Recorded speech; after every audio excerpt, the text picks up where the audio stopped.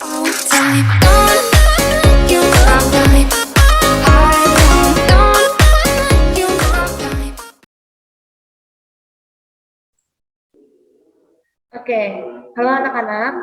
Eh, Kembali lagi kita akan belajar biologi. Nah, ini kita akan masuk ke bab selanjutnya mengenai pola-pola hereditas pada makhluk hidup.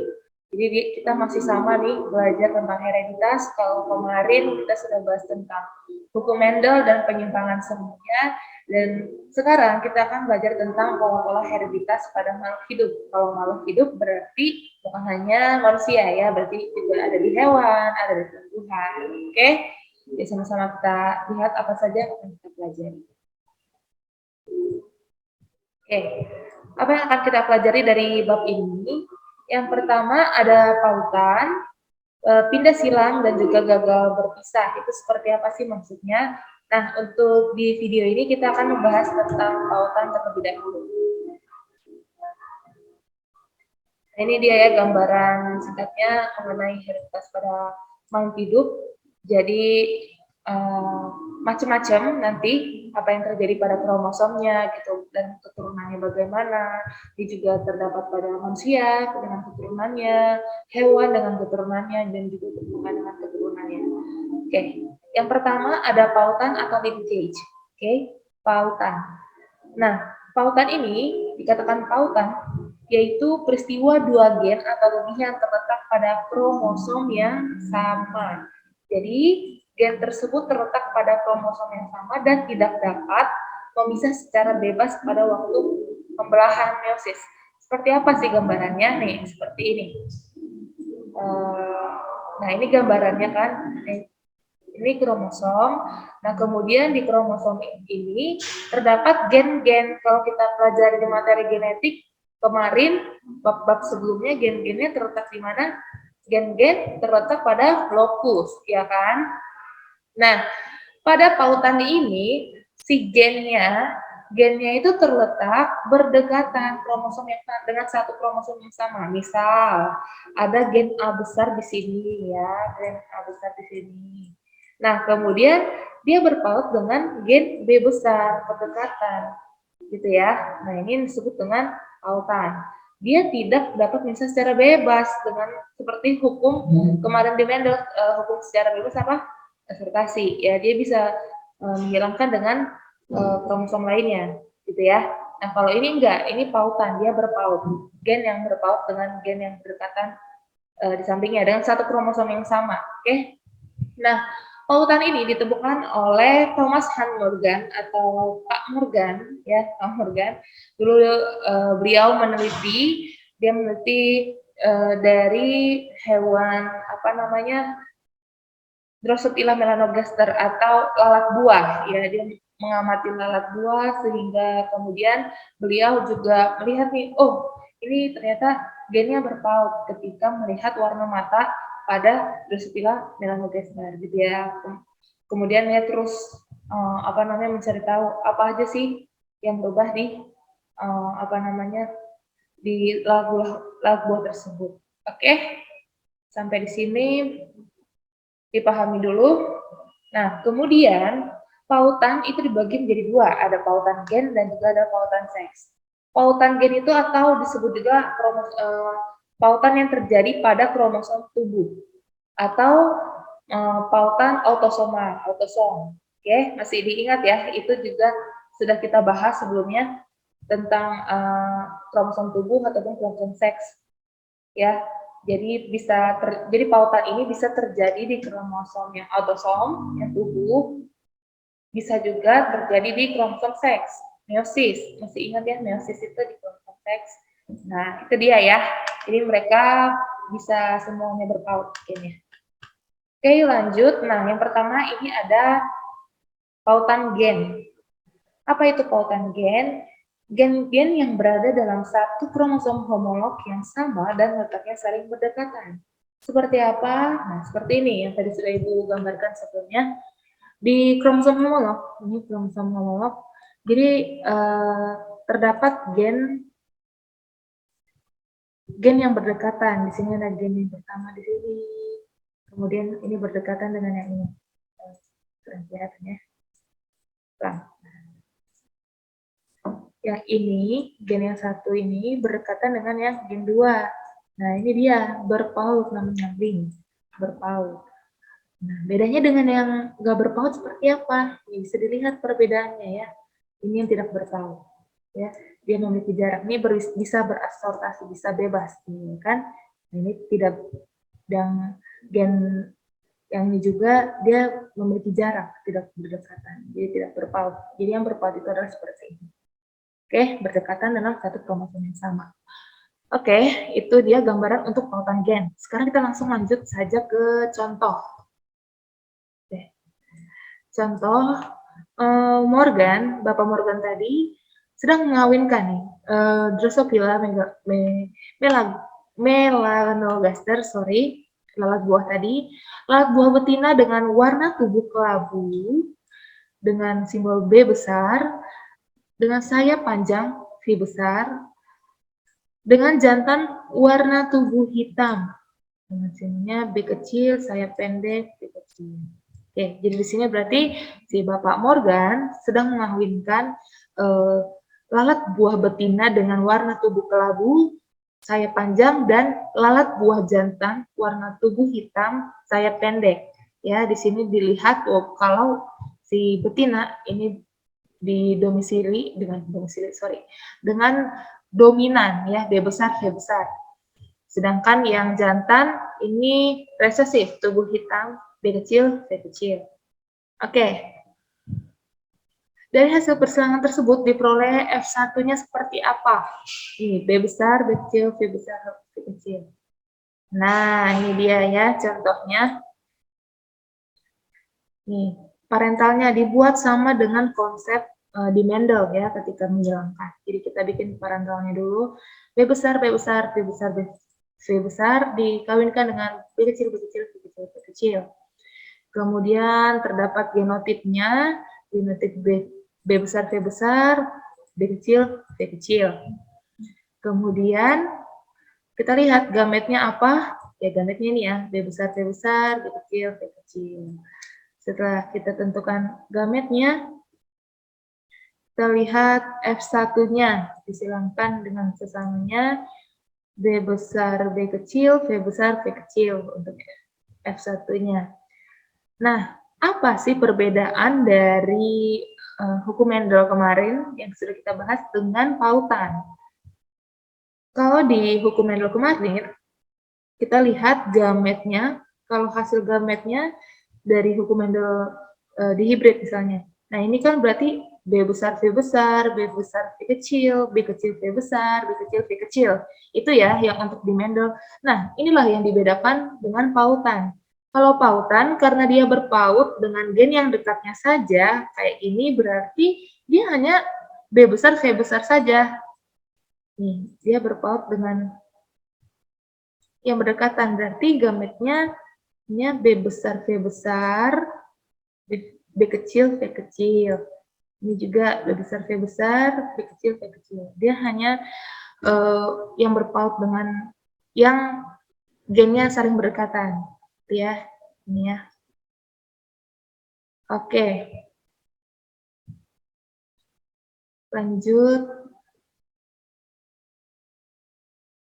Nah, kemudian bagian tersebut menunjukkan bahwa hanya ada dua macam gamet, ya. Jadi hanya dua macam gamet, yakni B besar, V besar, dan B kecil, V kecil. Nah, inilah ciri khas dari pautan. Jadi ciri khas dari pautan adalah hanya ini dominan dengan resesif saja, gitu ya.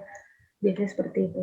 Ya, dilihat apa namanya yang berdekatan apa gen yang berdekatan di dalam satu kromosom. Kalau di sini contoh soal ini yaitu B besar, V besar, dan B kecil, V kecil dari hasil tes cross-nya.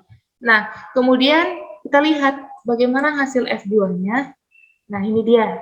Kita kan sudah lihat gametnya sebelumnya tadi nih. Nah, gametnya kan ada B besar, V besar, B kecil, V kecil. Kemudian yang di sini juga kita buat tabel. Ini tabel juga konsepnya sama seperti yang ada di Mendel. Oke. Nah, akhirnya kita dapat hasilnya. Oke, hasilnya di sini ini salah ya, ini V. Oke, B besar, V besar, V besar, kemudian B besar, V kecil, V besar, V kecil, V besar, V kecil, V besar, V kecil, V kecil, V kecil, V kecil, V kecil.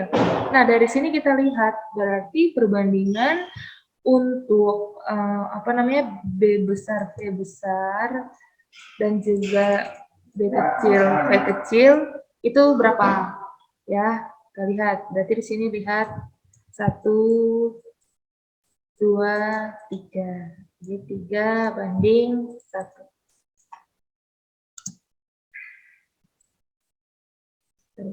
Nah, jadi perbandingan fenotip yang ditemukan adalah 3 warna hitam saya panjang dan 1 warna abu saya pendek. Ya, 3:1. Oke, nah ini untuk pautan gen. Sekarang kita lanjut di pautan seks. Pautan seks itu merupakan suatu keadaan di mana terdapat banyak gen tertentu yang selalu pada kromosom seks.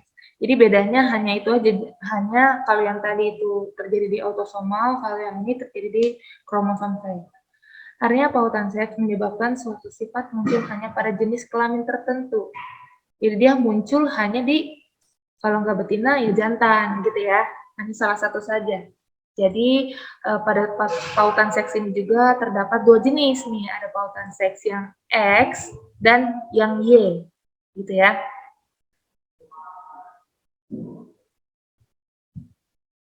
Contohnya kita langsung saja ke soal. Jadi Pak Morgan juga menyilangkan antara lalat Drosophila melanogaster ini yang bermata merah dan putih. Ya, hasilnya seperti apa? Nah, ini dia sudah dilihat ya. Pertama parental. Jadi yang bermata merah dominannya adalah betina. Ya, kalau dari hasil pengambilan Pak Morgan, yang bermata merah dominannya betina, tetapi juga ada yang jantan. Tapi dominan yang betina. Oke, yang mata merah diberikan oleh yang betina XX, kromosom XX, yang mata putih kromosom XY, jantan. Dengan yang bermata merah M besar dominan, dan yang mata putih M kecil, jadi XM kecil Y. Kemudian kita dapat gametnya ada XM besar, ini. Kemudian ada XM kecil dan Y gametnya. Nah, tentukan F1-nya. Bagaimana menentukan F1? Sama saja dengan yang di Mendel sebelumnya. Nah, ini kan X M besar. Kemudian disilangkannya pakai tinta hitam saja. Disilangkan dengan X M kecil dan Y. Nah, itu ya. Nah, kemudian disilangkanlah satu persatu. Kita lihat. Salah. Di Y-nya di bawah saja biar nggak bingung. Oke. Nah, kemudian kita silangkan satu-satu. Di sini ada XM besar, XM kecil, dan juga ada XM besar Y. Oke. Jadi untuk XM besar M kecil itu betina mata merah, ini dominan, dan XM besar Y itu jantan mata merah ya, dominan, ada mata merah. Jadi Drosophila yang mata merah lebih dominan tertutupi dengan yang mata putih. Oke, kemudian sudah ketemu filial satunya, disilangkan dengan sesamanya, terdapat XM besar M kecil, silangkan, nah ini dia, sehingga kita dapat gametnya XM besar, XM kecil, ini gametnya, kemudian XM besar dan Y. Nah, kita bentuk tabel seperti biasa untuk melihat hasilnya. Yang di bawah kita bikin untuk betina, yang betina ya. Yang ini buat jantan. Oke, yang jantan. Nah, XM besar, Y, XM besar, XM kecil. XM besar, XM besar, XM besar Y, XM besar, XM kecil, ini ya. Kemudian XM kecil Y. Betina mata merah betina mata merah, jantan mata merah, jantan mata putih. Kalau dilihat dari hasil tabelnya berarti untuk perbandingan XM besar, untuk perbandingan betina mata merah ada berapa? Ya, ada 50% ya, ada 50%. Caranya bagaimana? Nah, di sini ya kita lihat terdapat betina mata merah 2, berarti 2 dibagi totalnya ada 4 jumlah total keturunannya, kemudian dikali 100. Jadi sama dengan 50%. Nah, kemudian kalau ditanya berapa persen untuk jantan mata merah, berarti yang ini saja, ada 1 kan? Jadi 1/4 dikali 100. Oke, berarti hasilnya 25%. Nah, hal ini juga didapatkan oleh jantan mata merah. Jantan mata merah juga sama, 1/4 kali 100 sama dengan 25%. Oke. Nah, setelah itu ketika kita sudah dapat nih, ternyata untuk betina mata merah 50%, yang jantan mata merah 25%, dan jantan mata putih 25%. Berarti kalau dibandingkan untuk hasil persilangan ini adalah 50 dibanding 25, ini pakai persen ya, dibanding 25 ya. Jadi kalian buat di sini betina mata merah, BMM gitu ya, betina mata merah, kemudian jantan mata merah, dan jantan mata putih. Oke, sudah. Nah, next. Oke, sudah ya. Untuk pautan sampai di situ saja. Jika ada yang mau ditanyakan, silakan di komen di kolom komentar. Oke, thank you semuanya. Kita akan lanjut di materi persilangan. All the time.